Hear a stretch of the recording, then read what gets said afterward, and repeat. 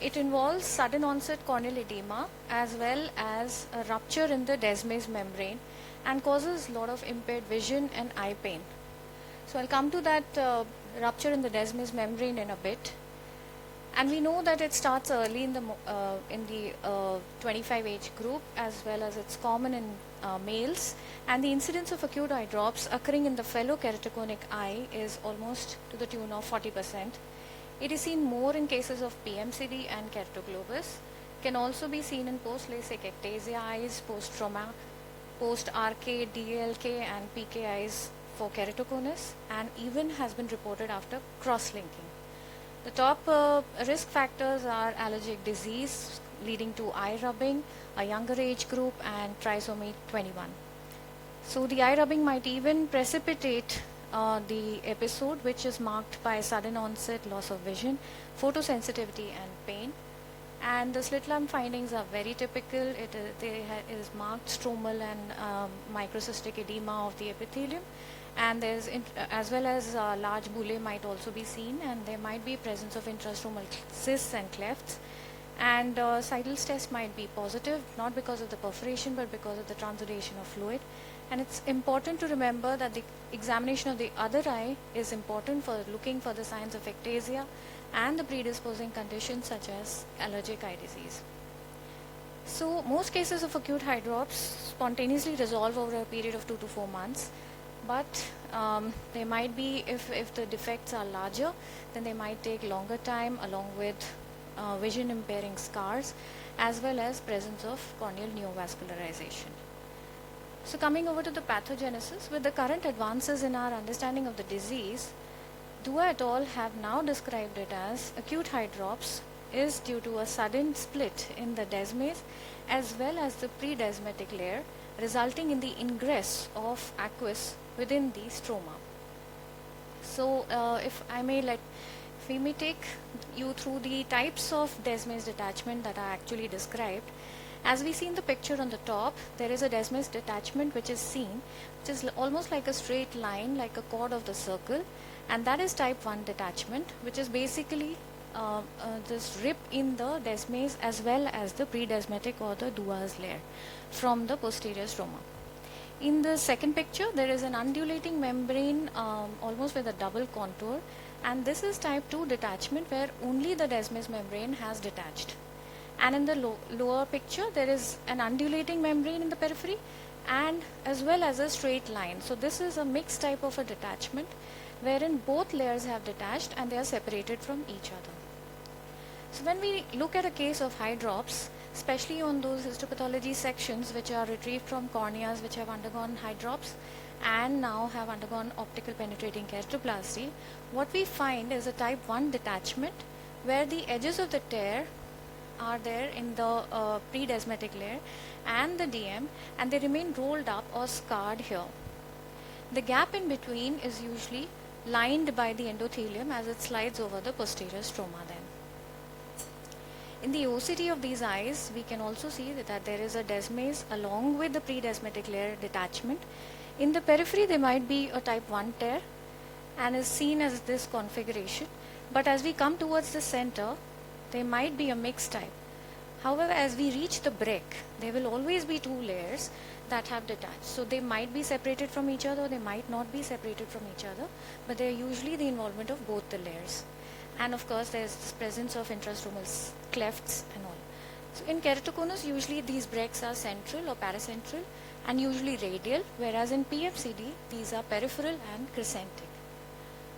So based on these findings, Professor Murain from France tried to treat these corneas by opposing the posterior stroma and bringing together the edges of the torn posterior stroma without actually uncurling the DM, and they found that on post-op day 1, there was almost 40% resolution in this edema, which increased to the tune of 60% by the end of 2 weeks. So it helped bringing together the posterior edges of the stroma, helped in the faster resolution of edema.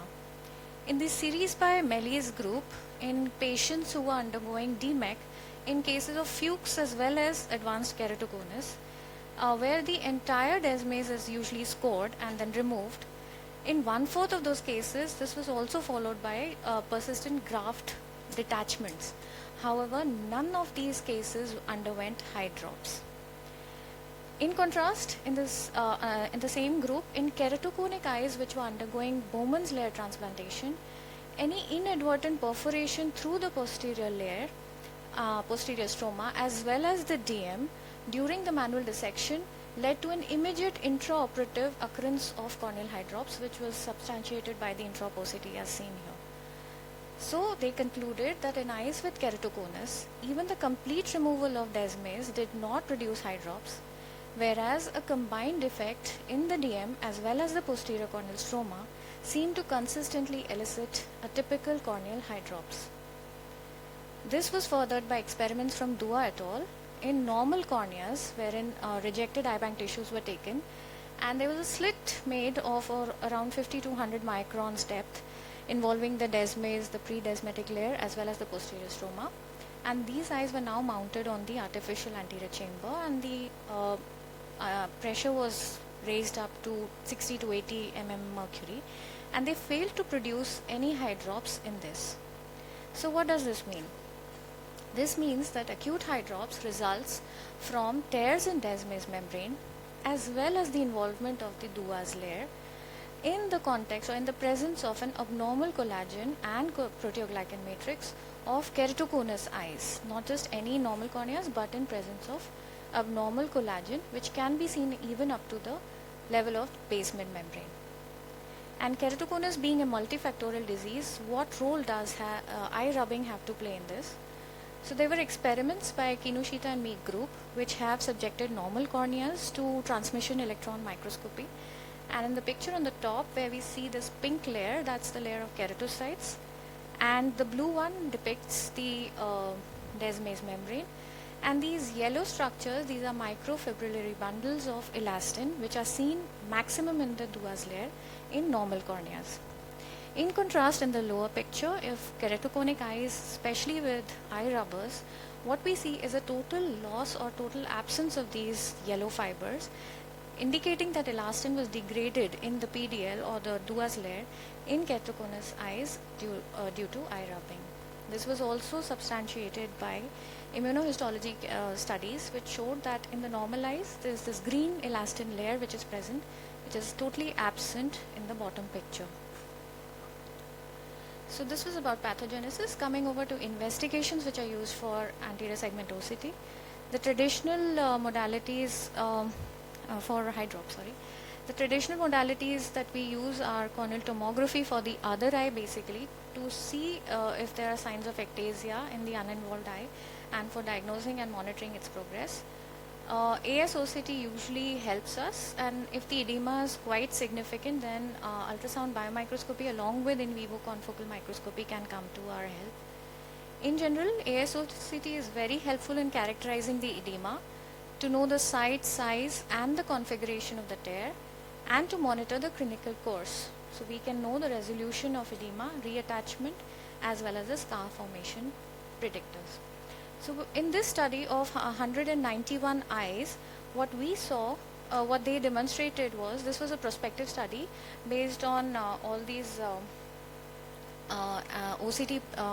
serial OCTs taken, and they found out that 11 of these 191 eyes had undergone hydrops, and what all they studied were epithelial thickness, the stromal thickness, the epithelial to stromal ratio, the presence of hyperreflective anomalies over the Bowman's layer, as well as presence of work striae. And they devised this classification where they showed that class 3 and 3A and B were more prone to develop hydrops, and class 4, where there was this panstromal scar, was sort of now immune to development of hydrops. So this showed that stage 3 had the maximum or the most number of hydrops cases. So in classically stage 3, what they saw was increased epithelial thickening along with stromal thinning, the hyper-reflective irregularities of the Bowman's membrane. These were the serial pictures of cases that underwent hydrops, and there was this presence of intrastromal scars and all, and then the resolution with a total scar formation. So what they concluded was increased epithelial thickening with stromal thinning at the cone and the presence of anterior hyporeflectivities of the Bowman's layer were predictive of OCT developing hydrops. There was a study by Basu et al. Which characterized the three types of posterior findings of the DM, and there was these ultrasound biomicroscopy studies which can be used to detect the tear in the DM by visualizing the absence of normal continuous curvilinear hyperintense DM spike. In vivo confocal microscopy also can be used to demonstrate edema, the presence of these keratocytes, and the presence of these the inflammatory cells like these speckled bodies in the vertical row, which predict corneal neovascularization. However, in the regular clinical setting, it's basically a clinical diagnosis. OCT helps us to capture most of the data, and UBM and IVCM can help us later. Thank you.